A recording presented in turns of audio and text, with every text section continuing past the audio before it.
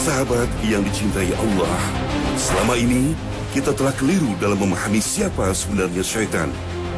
Syaitan bukanlah makhluk tak kasat mata yang seringkali menggoda manusia, tapi justru merupakan sifat dari makhluk Allah Ta'ala yang jahat, tidak taat, suka maksiat, dan suka melawan aturan.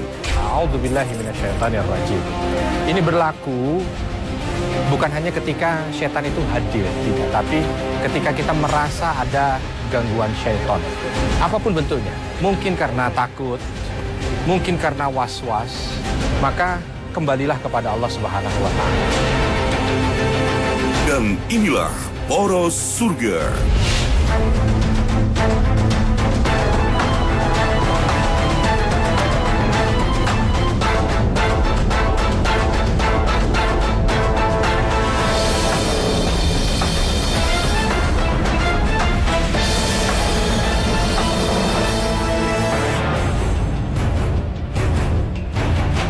Assalamualaikum warahmatullahi wabarakatuh. Sahabat yang dicintai Allah, akhir-akhir ini kita kerap dikejutkan dengan kabar-kabar yang menyayat hati, tercengang, dan bagaimana bisa manusia yang merupakan makhluk Allah yang paling sempurna bisa terjebak dalam kekejian yang tak terbayangkan oleh akal sehat. Seperti peristiwa yang terjadi di kota Bengkulu ketika seorang suami yang seharusnya melindungi istrinya justru menjadi gagal bagi sang istri yang tengah hamil tua dan mengeluarkan secara paksa bayi yang sudah dikandung selama 36 minggu. Peristiwa sadis ini disebabkan oleh amarah karena persoalan sepele terkait telepon genggam. Na'udzubillahi min zalik. Belum hilang rasa kaget kita, berita yang menyayat hati kembali datang dari gadis berusia 18 tahun di kota Lampung. Alih-alih dilindungi oleh keluarganya, ayah kandung, kakak, serta adik laki-lakinya justru menjadikannya sebagai pemuas nafsu. Astaghfirullahaladzim. Inilah bukti betapa iblis dan setan tidak main-main dengan janjinya untuk menyesatkan manusia hingga akhir zaman. Lihatlah betapa lihainya mereka menggoda manusia lewat pintu amarah dan syahwat. Mereka menimbulkan kekacauan pikiran dan terus menggelincirkan manusia dalam kemaksiatan hingga memastikan kita berpaling menjadi pengabdi setan. Na'udzubillah min zalik. Sahabat yang dicintai Allah, ketahuilah bahwa jin ini adalah bangsa seperti manusia. Dia berbagai macam. Dari jin nanti ada jin yang soleh dan jin yang tidak soleh. Jin yang tidak soleh ini yang disebut dengan syaitan. Nah, syaitan ini ada dari bangsa jin, ada dari bangsa manusia. Manusia juga ada syaitannya. Ketika dia memiliki sifat yang tidak baik, yang inginnya hanya sekedar maksiat kepada Allah, mengganggu orang lain. Begitu juga dengan syaitan ini. Dia golongan jin yang mengganggu orang untuk tidak beribadah. Dan yang diganggu adalah bahagian daripada manusia. Bahkan dia sudah berjanji, la'ughwiyannahum ajma'in. Niscaya ya Rabb, aku akan celakakan mereka semua, sesatkan mereka semua, kecuali hambamu yang mukhlasin, yang senantiasa menjaga diri untuk tetap dalam keadaan ikhlas. Artinya syaitan mengganggu di sini. Lalu pimpinannya itu adalah iblis. Ya, iblis ini adalah dedengkot dari bangsa jin, syaitan, yang dia itu merupakan bahagian daripada pimpinan keburukan yang ada pada dirinya, atau keburukan dari jin tersebut.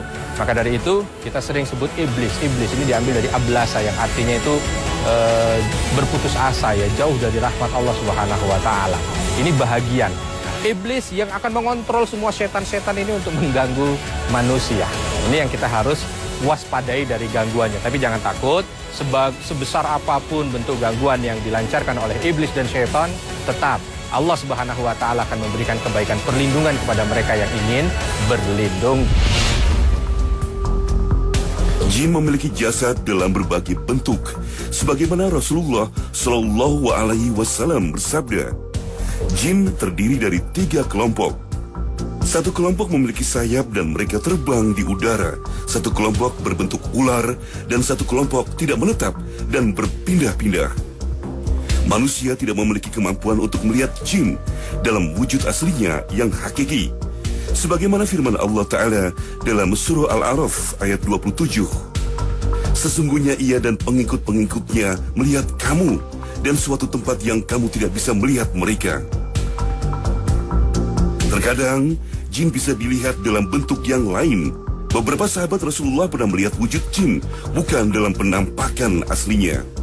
Seperti kisah Ubay bin Ka'ab yang memiliki rak berisi kurma, namun setiap malam kurmanya berkurang.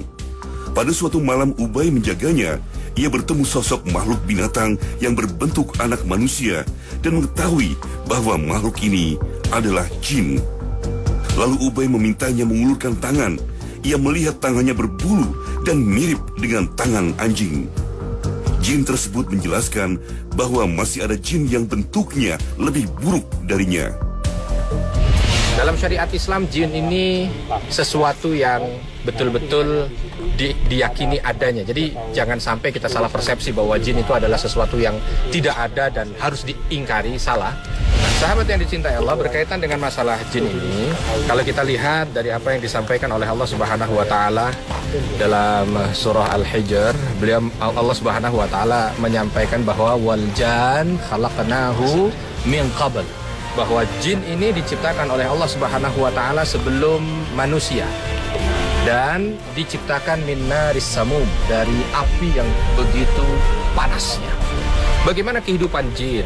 Jin seperti manusia, seperti kita. Dia makhluk mukallaf. Maka Allah Subhanahu wa taala sebutkan berkaitan dengan masalah jin ini, wa ma khalaqtul jinna wal insa illa liya'budun. Tidaklah aku ciptakan jin dan manusia itu kecuali untuk beribadah kepadaku. Artinya dia sebagai makhluk seperti manusia, mukallaf. Dia diberikan beban untuk beribadah, dia diberikan beban untuk melaksanakan syariat, ya. Dan maka dari itu di antara mereka ada yang soleh dan di antara mereka ada yang tidak soleh, ya. Jin ini punya satu kekhususan yang Allah berikan kepada dia. Apa dia? Mereka bisa melihat kita, tapi kita tidak bisa melihat dia. Ditambah lagi, dia juga diberikan kemampuan oleh Allah Subhanahu wa taala untuk bisa mungkin pindah dari satu tempat ke tempat yang lain dengan cepat, bisa merubah diri, ya, merubah bentuk, dari bentuk aslinya mungkin menjadi kalajengking, menjadi ular, menjadi anjing dan lain sebagainya. Ini bahagian daripada sifat yang Allah berikan kepada makhluk yang bernama jin. Dan sahabat yang dicintai Allah, permusuhan iblis dengan manusia berawal ketika Allah SWT menciptakan Nabi Adam yang kemudian diperintahkannya semua malaikat dan iblis untuk bersujud kepada Adam sebagaimana yang diperintahkan oleh Allah SWT. Namun iblis ingkar, tidak mau bersujud karena merasa dirinya lebih mulia daripada Adam. Allah SWT murka dan menghukum iblis sebagai makhluk terkutuk dan harus keluar dari surga. Semenjak itulah, iblis bertekad akan menyesatkan manusia hingga akhir zaman. Firman Allah dalam surah Al-A'raf ayat 16 dan 17 menyebutkan, iblis menjawab, karena engkau telah menghukum saya tersesat, saya benar-benar akan menghalang-halangi mereka dari jalan engkau yang lurus.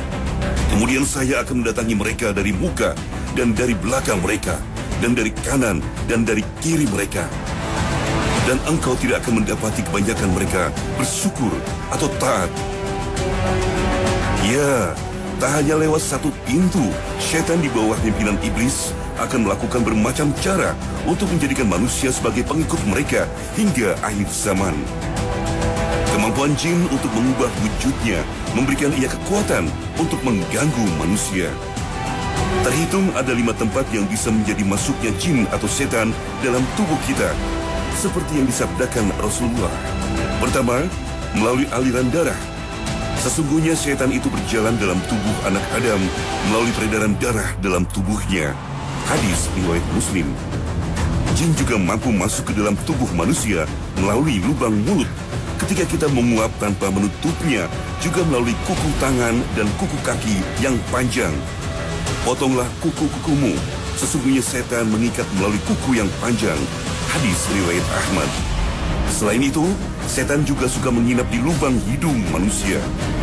Apabila salah seorang di antara engkau bangun tidur, hendaklah mengeluarkan air dari hidungnya 3 kali.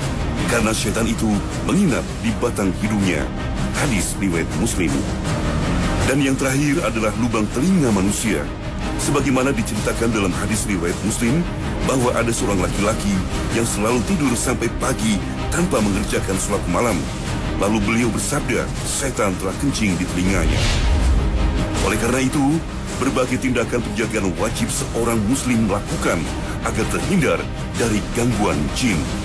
Karena gangguan ini tidak hanya merusak fisik manusia, tetapi juga mengganggu secara psikis atau kejiwaan, seperti kepribadian ganda, rasa was-was, hancurnya rumah tangga, gila, bahkan kematian. Manusia yang mengalami gangguan jin lambat laun akan binasa karena energi dan semangat hidupnya telah dikuasai oleh bangsa jin. Awalnya hanya berupa bisikan, lambat laun berubah menjadi tindakan yang mendatangkan azab dari Allah Subhanahu wa Ta'ala. Di tengah tempat yang seperti ini, rasanya Petra agak sedikit mengerikan. Nah, kadang-kadang kita kan begitu ya, lagi lewat satu tempat yang itu sepi dan nampak sedikit mistis dan ngeri, langsung katanya bulu kuduk merinding. Jadi setan itu mengganggu kita dari satu, menimbulkan rasa takut. Ya, orang dibuat takut. Yang seharusnya tidak perlu takut, tapi dia takut. Contoh misalkan ada putih-putih lah, ada hitam-hitam lah, ada apa. Lalu yang kedua, membuat orang menjadi was-was. Makanya kalimatnya yuwaswisu fi sudurin. Dia dibikin atau dibisikkan rasa was-was di dalam hatinya, ya. Nah, rasa was-was ini yang juga akan membuat orang itu menjadi sedikit khawatir, berpikir, ya. Nah, ini dia rasa yang ingin diciptakan oleh setan. Kenapa? Kalau dia sudah takut, dia sudah was-was, maka dia akan berpikir bagaimana dia mencari perlindungan. Masuk berikutnya, setan akan menggoda dengan seolah dia menjanjikan perlindungan.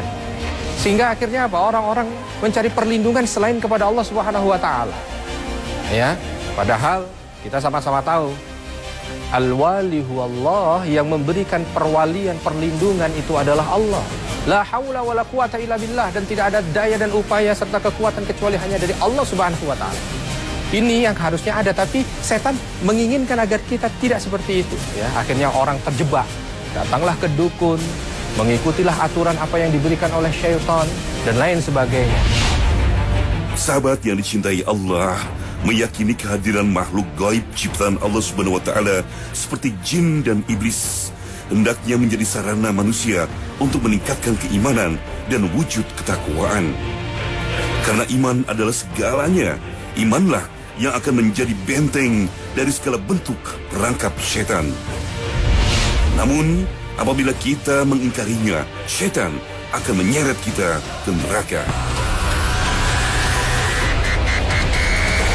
Ya, iblis dan para pengikutnya akan terbakar di neraka Lazza. Neraka yang dipenuhi dengan api yang bergejolak, yang panasnya dapat mengelupaskan kulit kepala manusia. Sebagaimana firman Allah dalam surah Al-Lail ayat 14-16. Maka kami memperingatkan kamu dengan neraka yang menyala-nyala. Tidak ada yang masuk ke dalamnya kecuali orang yang paling celaka, yang mendustakan kebenaran dan berpaling dari iman. Ada juga gangguan-gangguan yang dia berikan dengan apa? Gangguan dengan gangguan-gangguan. Contoh misalkan seperti bahasa kita kerasukan, ya. Kerasukan. Jadi ada orang yang tiba-tiba menjerit, ya, ada orang yang tiba-tiba menangis, ada orang yang tiba-tiba tertawa dan lain sebagainya yang di luar kendali dia. Ini merupakan bahagian daripada gangguan, sehingga orang yang diganggu itu merasa tidak nyaman, orang yang diganggu itu merasa seolah ada sesuatu beban yang harus dia keluarkan dalam hidupnya, yang akhirnya kembali muaranya diharapkan dari setan itu larinya kepada hal-hal yang menafikan ketauhidan. Nah, ini yang perlu diwaspadai oleh kita bersama. Gangguan yang lain macam-macam. Ada gangguan yang membuat orang itu bercerai, ada gangguan yang membuat orang itu jatuh bangkrut, ada gangguan yang membuat orang itu sakit ya. Semua gangguan ini muaranya adalah bagaimana membuat orang-orang yang diganggu oleh syaitan itu menjadi bahagian daripada orang-orang yang jauh dari Allah Subhanahu wa taala. Maka yang terpenting bagi kita adalah senantiasa mendekatkan diri kepada Allah untuk mampu agar diri kita dijaga oleh Allah Subhanahu wa taala. Sahabat yang dicintai Allah, bagi yang gagal keluar sebagai pemenang melawan godaan setan di hari akhir, tak hanya neraka lazza, masih ada 6 pintu neraka lagi yang siap menampung kita. Ya, hukuman yang diterima penghuni neraka akan bertingkat-tingkat. Satu tingkat hukumannya lebih pedih dari tingkat yang lainnya. Pertama adalah neraka Hawiyah. Neraka ini diperuntukkan bagi orang-orang yang ringan timbangan amal perbuatannya. Neraka yang panas ini akan menjadi rumah bagi mereka yang mengerjakan amal kebaikan bercampur dengan amal mungkar. Kedua adalah neraka Jahim, kediaman bagi orang-orang musyrik, orang-orang sesat, dan orang-orang zalim yang menyekutukan Allah. Ketiga adalah neraka Sakor, neraka yang menjadi tempat kembalinya orang-orang munafik, yaitu orang-orang yang mendustakan perintah Allah dan Rasul. Sementara tempat bagi orang-orang yang tidak mau mengeluarkan zakat akibat kekikiran, takut miskin, dan suka menghina orang miskin adalah neraka Huttamah. Neraka kelima adalah neraka Sa'ir, tempat bagi mereka yang memakan harta anak yatim dan orang-orang kafir. Terakhir adalah neraka Jahanam yang dalam Al-Quran disebut sebagai kediaman terburuk, tempat bagi umat Nabi Muhammad SAW yang mati sebelum bertaubat. Dan sesungguhnya Jahanam itu benar-benar tempat yang telah diancamkan kepada mereka, pengikut-pengikut setan semuanya. Al-Quran Surah Al-Hijr ayat 43. Semoga Allah SWT senantiasa menjaga kita dari siksa api neraka dan tipu daya setan. Amin, amin ya rabbal alamin. Ketika dia masuk ke dalam rumah, dia membaca asma Allah, Bismillahirrahmanirrahim, maka setan yang ada di dalam rumah itu akan mengatakan kepada temannya, tidak ada hak bagi kalian hari ini untuk makan dan tinggal di sini. Keluar semuanya. Sahabat yang dicintai Allah, jin memang makhluk yang hidup terpisah alam dengan manusia. Namun hadis Rasulullah SAW menunjukkan ada tempat-tempat di lingkungan manusia yang menjadi tempat tinggal jin. Pertama, tempat-tempat kotor, semisal kamar mandi dan tempat pembuangan sampah. Karenanya, ada doa khusus yang harus dibaca saat hendak masuk ke dalam kamar mandi. Lalu tempat yang dibiarkan kosong tak berpenghuni, seperti gua, gurun, dan padang pasir, juga lubang-lubang menjadi tempat tinggalnya para jin. Jin juga suka bersemayam di pasar atau tempat jual beli, dan juga lautan. Selain itu, jin juga tinggal di atap rumah, sebagaimana disabdakan Rasulullah SAW. Tidak ada satu rumah orang Muslim kecuali di atap rumahnya terdapat jin Muslim. Hanya saja Allah menjaga orang-orang Muslim tersebut dari gangguan jin. Hadis riwayat Abu Bakar. Sahabat yang dicintai Allah, Allah SWT telah memberikan jaminan bahwa jin dan setan tidak bisa mengganggu manusia yang bertakwa dan beriman kepadanya. Jin dan setan justru akan mengganggu manusia yang takut kepada bangsanya dan menjadikan jin sebagai sekutu mereka. Dan jika setan mengganggumu dengan suatu gangguan, maka mohonlah perlindungan kepada Allah SWT. Sesungguhnya Dia Maha mendengar lagi Maha mengetahui. Al-Quran Surah Al-Fusilat ayat 36. Lalu, bagaimanakah kita menjaga diri agar terlindung dari gangguan setan? Sahabat yang dicintai Allah, ini keledai. Biasanya dia meringkik kalau dia itu melihat syaitan, ya. Maka kita diminta untuk bertawud kepada Allah Subhanahu wa taala. A'udzubillahi minasyaitonirrajim. Ini berlaku bukan hanya ketika setan itu hadir, tidak, tapi ketika kita merasa ada gangguan syaitan, apapun bentuknya. Mungkin karena takut, mungkin karena was-was, mungkin bahkan karena dia mengganggu kita, mungkin karena ada sakit yang disebabkan olehnya, dan lain sebagainya, maka kembalilah kepada Allah Subhanahu wa Ta'ala. Ada beberapa hal yang bisa kita lakukan supaya kita ini terjaga dari gangguan-gangguan syaitan. Yang pertama, berta'awudlah. Karena ta'awud ini kalimat yang betul-betul luar biasa, memiliki kekuatan sebagai pemagar untuk diri kita. Jadi ketika orang mengucapkan a'udzubillahi minasyaitonirrajim, aku berlindung kepada Allah Subhanahu wa Ta'ala yang Maha Agung dari segala godaan setan yang terkutuk, maka detik itu semua setan akan menjauh. Bahkan Nabi SAW menyampaikan itu. Ketika ada seseorang masuk ke dalam rumah, lalu ketika dia masuk ke dalam rumah, dia membaca asma Allah, Bismillahirrahmanirrahim, maka setan yang ada di dalam rumah itu akan mengatakan kepada temannya, tidak ada hak bagi kalian hari ini untuk makan dan tinggal di sini. Keluar semuanya. Nah, dari sini kita bisa mengambil kesimpulan, kalau seorang hamba masuk ke rumah, dia ucapkan Bismillah, hilang godaan, hilang gangguan, hilang segala keburukan yang disebabkan dari syaitan.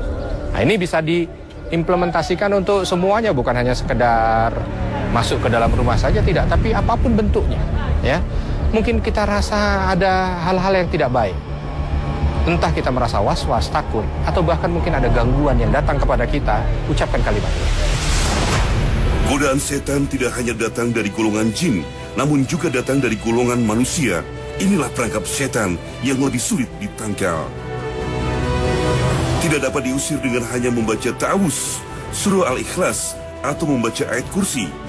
Setan dari golongan manusia hanya dapat diusir dengan cara dakwah dan jihad. Oleh karena itu, sangat penting kita mengetahui karakter setan yang telah disebut dalam Al-Quran. Di antaranya adalah menyesatkan. Setan tidak suka jika manusia menjadi hamba-hamba yang taat menyembah kepada Allah.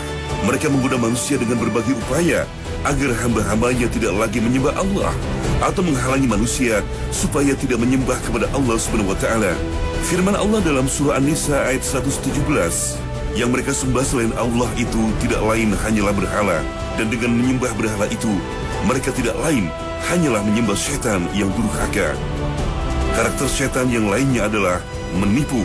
Tak jarang berkumpul melakukan kegiatan sosial yang di dalamnya sebagai penarik perhatian masyarakat muslim. Setelah masyarakat muslim berkumpul, maka mereka akan mulai menyisipkan ajaran-ajaran sesat. Karakter lainnya adalah janji palsu. Setan datang menggoda manusia dengan janji-janji akan memberikan berbagai kesenangan dunia. Sebagaimana firman Allah dalam surah An-Nisa ayat 120, syaitan itu memberikan janji-janji kepada mereka dan membangkitkan angan-angan kosong pada mereka. Padahal setan itu tidak menjanjikan kepada mereka selain dari tipuan belaka. Nauzubillahi min zalik. Semoga kita selalu dalam perlindungan Allah dan selalu menjadi hamba-hamba yang senantiasa mengamalkan perintah Allah, agar selalu terlindung dari godaan dan bisikan setan yang membawa ke jalan kesesatan. Wabillahi taufik wal hidayah. Wassalamualaikum warahmatullahi wabarakatuh.